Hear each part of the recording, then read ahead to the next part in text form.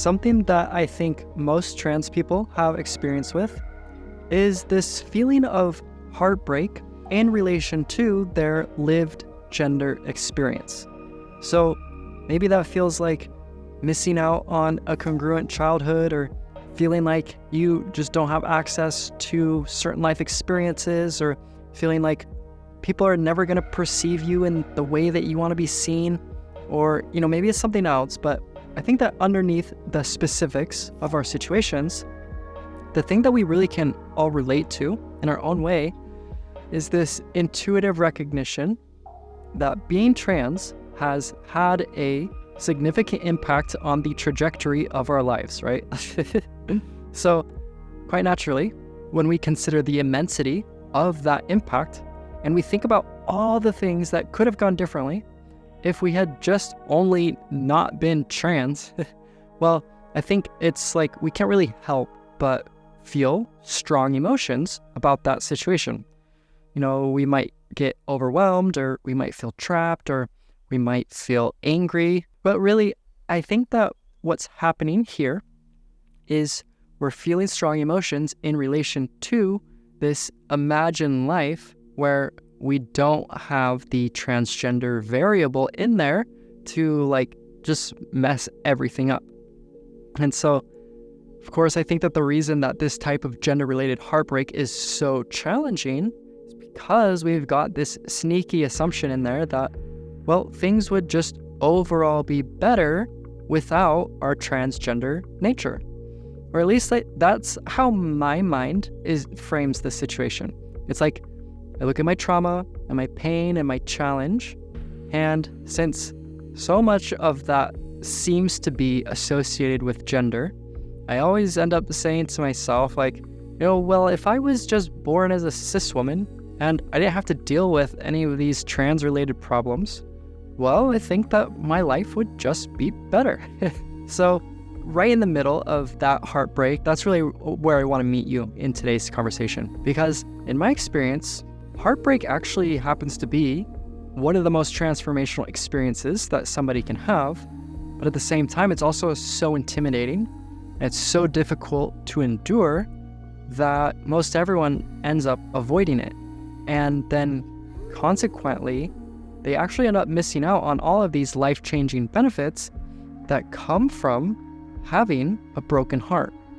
But, I'll be the first to admit, in the beginning stages of my gender journey, I was one of those people who had a really hard time feeling my pain. I think it was just my pain felt so big and so immense.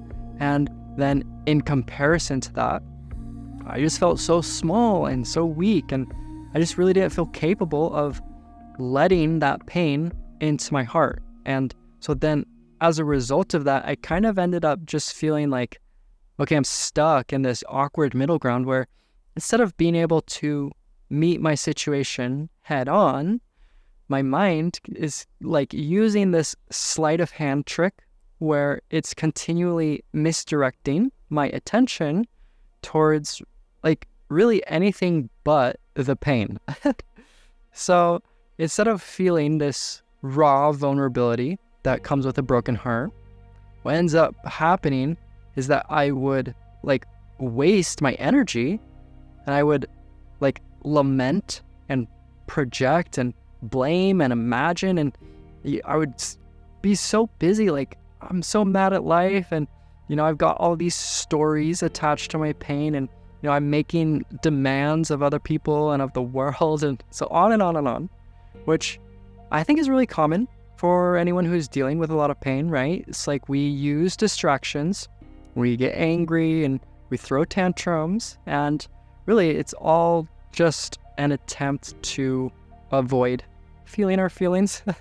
But I think that underneath all of that drama and all those games, the bottom line is that we just hurt, right? It's we just really, really hurt. And it's also pretty interesting because underneath that pain is, well, we actually don't know, right? It's the pain is what we're avoiding. And so really it's actually whatever is behind that pain, that's unknown to us. And So in my experience, that's actually a really important distinction to make, because if we're going to consciously work with our pain, and I strongly recommend that we do, then the bottom line is that we're going to have to get a whole lot more comfortable being and feeling into the unknown. That space, that's the doorway into the realm of transformation. Because as soon as you stop believing the mind's stories, as soon as you stop pushing back against life, as soon as you step down off of this pedestal of victimhood, it's then and only then that you're able to meet the reality of your life. But like I said, yeah, this is also pretty much one of the scariest things that a person could ever do. So it's also important that we introduce a healthy amount of curiosity and compassion into this practice. Because I think that that's really what this is all about, right? It's we've got to be curious enough and compassionate enough to hold ourselves in the midst of deep, deep heartbreak. And that feels like gently softening and intuitively relaxing into the painful parts of our experience. That feels like meeting our pain with open arms and just allowing for a situation to be exactly as it is. It's we don't need to have a story, we don't need to have a strategy, we don't need to play a game. We've just got raw feelings being felt within an open heart. And when that happens, when the heart breaks open wide enough to make room for the immensity of our pain, well, that's when we finally get to discover whatever it is that is waiting for us in the unknown. And if you want to learn about how I discovered the secret wisdom of gender dysphoria and how it actually led me into transformation, then you should watch this video and I'll tell you about just that. All right, my friend, that's all I've got. I'll see you in the next one.